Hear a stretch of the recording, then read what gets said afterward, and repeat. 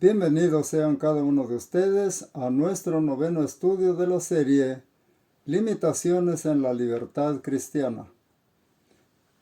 A lo largo de los estudios anteriores hemos dicho que hemos sido libertados por Dios, pero cuando decimos que somos libres en Cristo, lo hacemos porque la Biblia así lo afirma.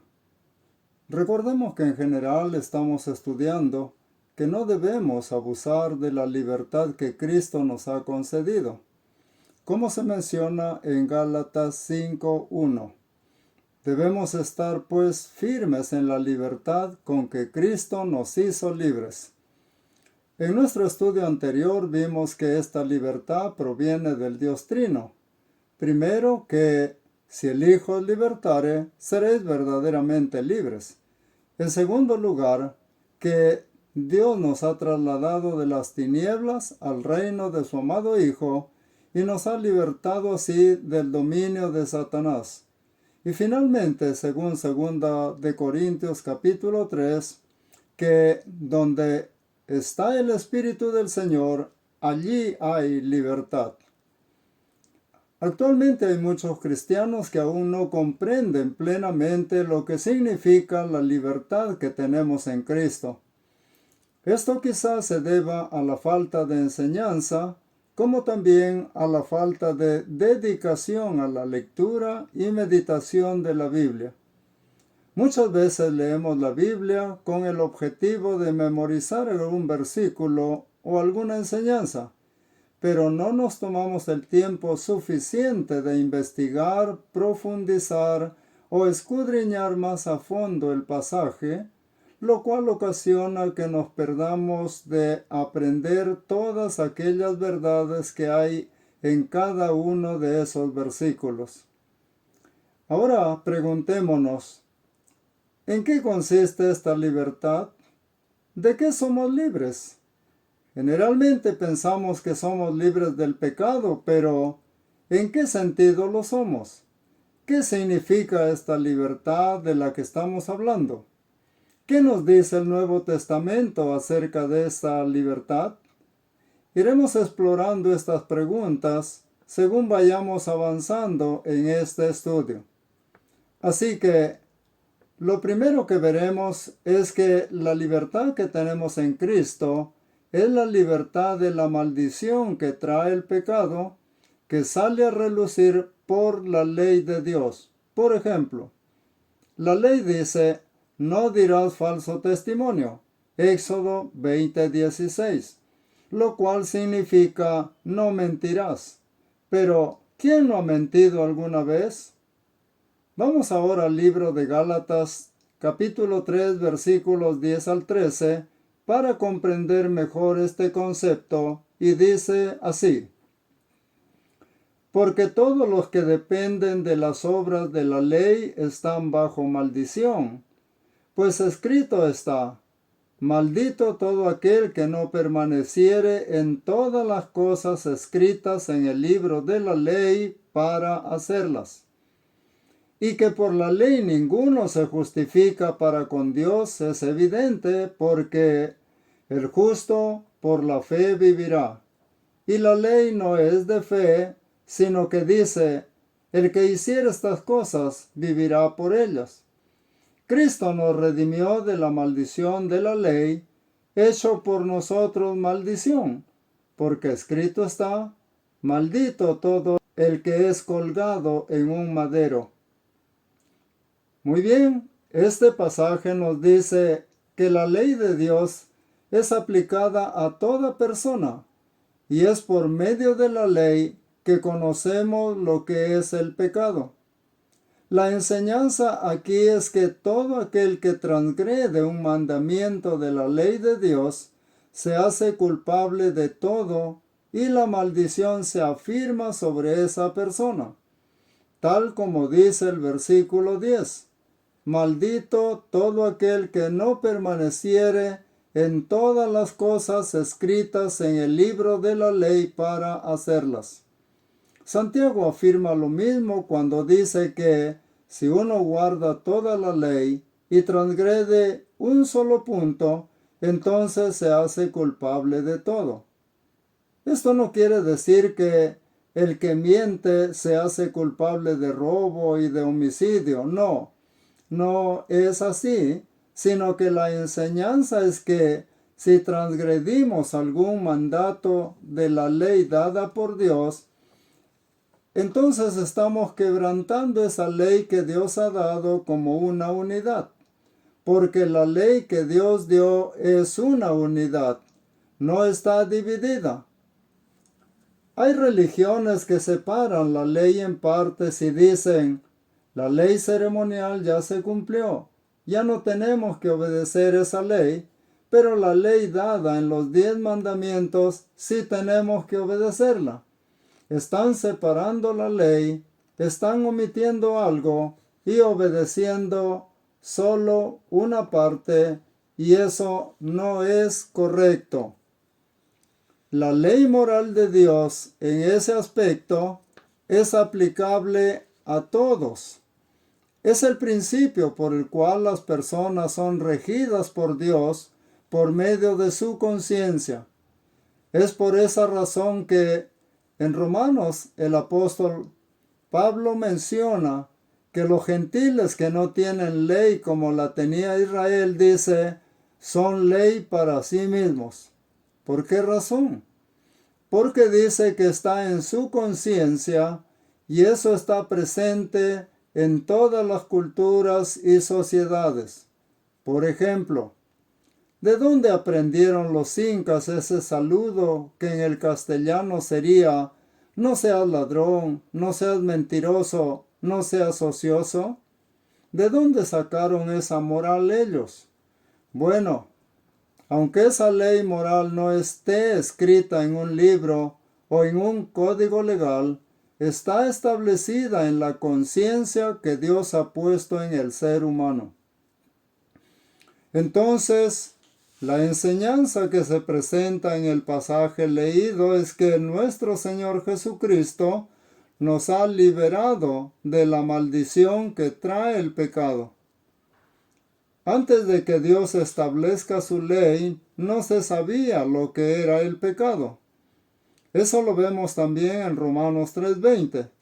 Pero una vez que se estableció la ley, aquellos que no la cumplen, es decir, aquellos que no son perfectos conforme al estándar establecido por Dios, caen bajo la maldición del pecado. Sin embargo, el apóstol Pablo enfatiza en el libro de Romanos 3:20 y 3:28 que la justificación ante Dios no viene por medio de la ley, sino por medio de la fe. Por eso en el versículo 11 de nuestro texto dice, y que por la ley ninguno se justifica para con Dios es evidente, porque el justo por la fe vivirá, no por la ley, sino es por la fe que tenemos la vida eterna. La vida eterna espiritual viene de Dios a través del Espíritu en el momento de la regeneración. Y por eso en el versículo siguiente él dice, y la ley no es de fe, la ley es de obras. La ley es una norma de conducta que establece cómo debemos vivir y actuar. Ordena lo que se debe o no hacer, pero no es de fe, ya que es una orden que requiere acción y no un acto de confianza en Dios. Vemos que en el versículo 12 dice, y la ley no es de fe, sino que dice, el que hiciere estas cosas, por ellas vivirá. Esto nos dice que la ley no es de fe, sino de obras, mientras que la justificación es por la fe en Jesucristo. La ley es un estándar de vida perfecto, pero ningún ser humano es capaz de cumplirla completamente, y es allí donde se evidencia la maldición del pecado, ya que aquellos que la desobedecen son castigados con la muerte. Por ejemplo, ¿qué pasaba si alguien quebrantaba el día de reposo? ¿Qué sucedía con esa persona? Era apedreado hasta que muera. Si alguno desobedecía a sus padres, ¿qué sucedía con esa persona? Era matado a pedradas por el pueblo. Esa era la ley. Sin embargo, Jesucristo, al morir en la cruz, nos liberó de la maldición del pecado al ser clavado en la cruz como una muerte sustitutoria en favor de aquellos que creen en Él. Esto significa que su sacrificio es en favor de aquellos que confían en Él para su justificación y salvación. La ley nunca ha traído salvación y, según el versículo 13, Cristo nos redimió de la maldición de la ley, hecho por nosotros maldición. La maldición nuestra cayó sobre Él. Nuestro Señor nunca pecó.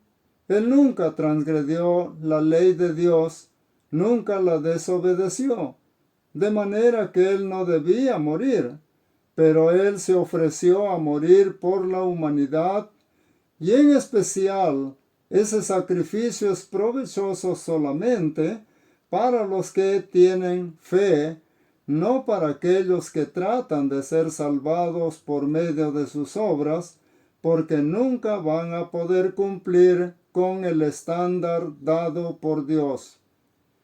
Entonces la libertad que disfrutamos es la libertad de la maldición que proviene del pecado. Para ilustrarlo, consideremos un ejemplo. El día en que el Señor juzgue a las naciones, a aquellos que estén a la izquierda les dirá: apartaos de mí, malditos, al fuego eterno. Les dice malditos, porque estas personas no han confiado en el Señor para su salvación y, por tanto, sufrirán la maldición del pecado que la ley confirma y serán condenados no por el enojo de Dios, sino por su propia desobediencia y su propia incredulidad. El peor pecado es la incredulidad, ya que eso condena a cualquier persona. Pasamos ahora a otro pasaje. Hebreos capítulo 2, versículos 14 y 15. ¿Qué más nos dice el Nuevo Testamento acerca de esa libertad? El pasaje dice lo siguiente: así que, por cuanto los hijos participaron de carne y sangre, Él también participó de lo mismo para destruir por medio de la muerte al que tenía el imperio de la muerte, esto es, al diablo, y librar a todos los que por el temor de la muerte estaban durante toda la vida sujetos a servidumbre. Hermanos, consideremos que como creyentes no debemos tener miedo a la muerte. Es comprensible tener temor a la enfermedad o al dolor, pero no a la muerte en sí. Si usted como creyente aún teme morir, es probable que aún no haya comprendido todo lo que Cristo hizo por usted. Recuerde que la muerte nos lleva ante nuestro Señor. Una vez que cerramos los ojos a este mundo, ¿dónde los abriremos luego? ¿Qué es lo primero que verán nuestros ojos una vez que estos ojos físicos, materiales, corporales se cierran a esta vida? Vamos a estar mirando a nuestro Señor. Es por ello que el apóstol Pablo en una oportunidad dijo que para él el morir era ganancia y no una pérdida. Es cierto que podemos tener miedo a la forma en que moriremos, como al dolor, enfermedad o accidente, pero no al hecho de morir en sí. Y en este versículo que acabamos de leer, el Señor dice primero: por cuanto los hijos, se refiere a los que son hijos de Dios, Dice entonces, por cuanto los hijos participaron de carne y sangre, la expresión carne y sangre se refiere a que son seres humanos, y la palabra participaron indica estar en comunión unos con otros también en ese aspecto. Estamos asociados en ese lazo. Somos seres humanos. Todos descendemos de Adán. No importa el tamaño, la contextura que tengamos, el color de piel o de pelo, todos somos seres humanos. A continuación, el versículo dice, Él también participó de lo mismo. Se refiere a que el Señor Jesús adoptó la condición humana, pero sin pecado. Él no nació de padres humanos, sino que se hizo humano, sin ser engendrado por un pecador y sin tener un padre humano. Así, adoptó esa naturaleza y se convirtió en 100% humano y 100% divino. Algo que puede parecer incomprensible, pero la Escritura así lo dice cuando Pablo le dice a Timoteo, grande es el misterio de la piedad. Dios fue manifestado en carne.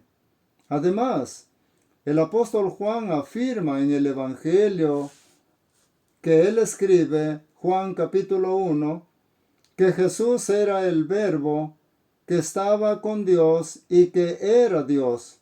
Y en el mismo capítulo, versículo 14, nos dice que aquel Verbo fue hecho carne y habitó entre nosotros. Quiere decir, Él vino tomando un cuerpo semejante al nuestro, el cual es su tabernáculo, pero sin pecado, y participó de la condición humana para ofrecerse como sacrificio, para morir físicamente por los pecadores. Y digo morir físicamente, no espiritualmente, como enseñan algunos grupos como los Testigos de Jehová. Ellos dicen que resucitó espiritualmente y no. El Señor, cuando habla en su palabra acerca de su resurrección, es del cuerpo físico. Y lo ilustró cuando dijo, destruid este templo y yo en 3 días lo levanto. La gente pensó que se refería al templo como edificación que tomó construirlo más de 40 años y le dijeron, ¿y tú en 3 días lo vas a levantar? Pero Juan añade allí, pero él hablaba del templo de su cuerpo. Por tanto, cuando el Señor resucitó de los muertos, sus discípulos creyeron en él y en la palabra. Entonces, este texto nos enseña la importancia de la encarnación del Señor Jesucristo, la cual tuvo como objetivo principal no solamente dar testimonio de Dios a las personas, sino también morir por ellos. Y por esa razón, en el versículo 15 dice, y librar a todos los que por el temor de la muerte estaban durante toda la vida sujetos a servidumbre. Muchos tienen miedo a morir, pero el creyente no debe tener ese temor, porque la muerte es simplemente el paso de esta vida de pecado, de tentaciones, de sufrimientos, al gozo y paz que se puede disfrutar con Dios, y solamente los que ahora gozan en paz con Dios a través de Jesucristo son quienes van a gozar de la paz allá una vez que mueren. Por eso es que Romanos capítulo 5 versículo 1 dice, justificados pues por la fe, tenemos paz para con Dios por medio de nuestro Señor Jesucristo. Cristo, con su muerte y resurrección, nos ha libertado de ese temor a la muerte. En 1 Corintios 15, 54 nos dice, refiriéndose a la resurrección del cuerpo del creyente, cuando esto mortal se haya vestido de inmortalidad, entonces se cumplirá la palabra que está escrita: sorbida es la muerte en victoria. Y luego Pablo añade dos interrogantes. ¿Dónde está, oh muerte, tu aguijón? ¿Dónde, oh sepulcro, tu victoria? La muerte ya no tiene victoria gracias a la muerte y resurrección de Jesucristo, quien murió para pagar nuestras culpas y resucitó para darnos la seguridad de volver a la vida eternamente y tener una vida espiritual con Dios. Vayamos ahora al libro de Romanos capítulo 6 versículos 17 y 18. Vemos qué nos dice este texto sobre esta libertad. Pero gracias a Dios que, aunque erais esclavos del pecado, habéis obedecido de corazón aquella forma de doctrina a la cual fuisteis entregados, y libertados del pecado, vinisteis a ser siervos de la justicia. ¿En qué sentido hemos sido libertados del pecado? Esta liberación del pecado no significa que ya no exista el pecado en nosotros, sino que ya no estamos bajo su control. El pecado aún está presente en nuestro cuerpo, en nuestra carne, pero es nuestro espíritu el que ha sido regenerado y el que se ha convertido en una nueva criatura nacida de Dios, por lo cual tenemos la naturaleza de Dios espiritualmente, pero físicamente no hemos nacido de nuevo. Esa fue la interrogante de Nicodemo cuando el Señor le dijo que el que no nace de nuevo no puede entrar en el reino de los cielos. Y él dijo: ¿cómo puede ser esto? ¿Acaso un hombre viejo puede entrar al vientre de su madre y nacer de nuevo? No, el Señor estaba hablando de nacer del Espíritu. Este proceso de regeneración espiritual se produce a través de la fe en Jesús y nos hace hijos de Dios, según lo expresado en Juan 1, versículos 12 y 13. Al final del versículo 13 dice que los que han creído en el Señor han sido engendrados por Dios. No son engendrados por voluntad de varón, ni de carne, ni de sangre, sino de Dios. Por tanto, ¿en qué aspecto hemos sido libertados del pecado? Hemos sido libertados del castigo que acarrea el pecado. Y si seguimos creyendo, el Señor dijo: si permaneciereis en mi palabra, seréis verdaderamente mis discípulos y conoceréis la verdad, y la verdad os hará libres.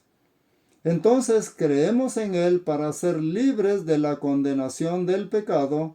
Seguimos creyendo para seguir creciendo, y en ese aspecto puedo decirles que también somos libertados del dominio del pecado.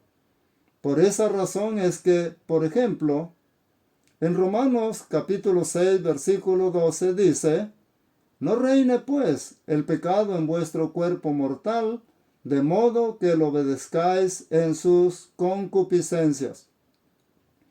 Como creyentes hemos sido libertados de la condenación del pecado y del dominio que tiene sobre nosotros. Sin embargo, todavía tenemos que luchar contra la presencia del pecado en nuestro cuerpo mortal. El pecado aún puede tener influencia en nosotros y es necesario que no le obedezcamos. Más bien, en la resurrección, seremos completamente libres, tanto en nuestro espíritu como en nuestro cuerpo, libres de la presencia del pecado. Como mencioné hace un momento, que esto corruptible se vista de incorrupción y esto mortal se vista de inmortalidad. Por eso es que este versículo 12 dice: no reine pues el pecado en vuestro cuerpo mortal. No dice en vuestro corazón, no dice en vuestro espíritu, dice en vuestro cuerpo mortal. Así que debemos mantenernos firmes en la palabra de Dios para ser verdaderos discípulos y conocer la verdad que nos hará libres y esforzarnos por vivir en obediencia a su voluntad y no permitir que el pecado tenga influencia sobre nosotros. Ahora, vamos al versículo 23 y dice, porque la paga del pecado es muerte, mas la dádiva de Dios es vida eterna en Cristo Jesús, Señor nuestro. Como seguidores de Cristo, recordemos que la consecuencia natural del pecado es la muerte eterna. Pero afortunadamente, Dios ha concedido la dádiva de la vida eterna a aquellos que creen en Cristo Jesús como Señor. Por eso en el libro de Juan el Señor mismo le dice a Nicodemo que el Hijo no vino a este mundo para condenar, sino para salvar. Aquellos que en Él creen no serán condenados, pero aquellos que no creen ya han sido condenados y se encuentran en un estado de condenación. Como conclusión, hemos visto que somos libres de la condenación del pecado. Hermano, hermana, es importante que también entienda que sólo aquellos que se han arrepentido de corazón, que permanecen en la palabra del Señor, pueden decir que son realmente libres gracias a Cristo. El Señor nos invita a aprovechar esta libertad y a no caer en la esclavitud del pecado otra vez cuando dice, estad pues libres en la libertad con que Cristo nos hizo libres, y no estén enredados otra vez al yugo de esclavitud. Ahí concluimos el estudio de hoy. Muchas gracias por habernos acompañado en este estudio. Dios bendiga a cada uno de ustedes.